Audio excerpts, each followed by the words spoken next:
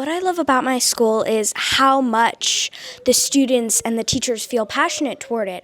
It is a very, very open learning community where everyone is free to do whatever they like and learn whatever they like. And everybody is so welcoming. And we have fun programs. So maybe if you're a podcasting person, you can do podcasting. And I like it because it accepts everybody from all over the world so we can come together and learn in harmony. We learn stuff in the classroom, like we're on like the textbooks and stuff.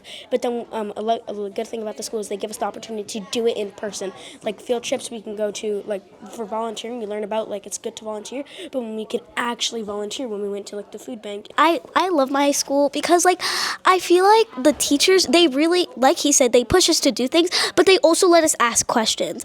Like I could be confused about something and they wouldn't like hold me back on asking the question. They would let me ask it and they would answer.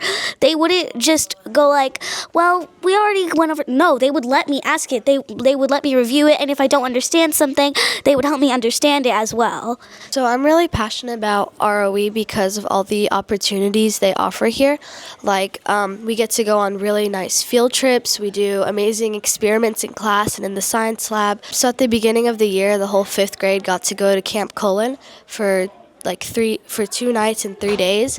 And it was really fun because we got to have fun with our friends there, learn how to work together, and it was just a really great experience. But I also wanted to make sure everyone knew about our amazing staff who helped pretty much make this place possible, who keeps it order. Because I know the teachers are mentioned a lot, but I want to make sure that everyone gets recognition with the staff, because the staff here have become like a family, and so when we think about it, we're just thinking, oh, the teachers are cool. But I think the staff really helps build a boundary about and a structure of how ROE works.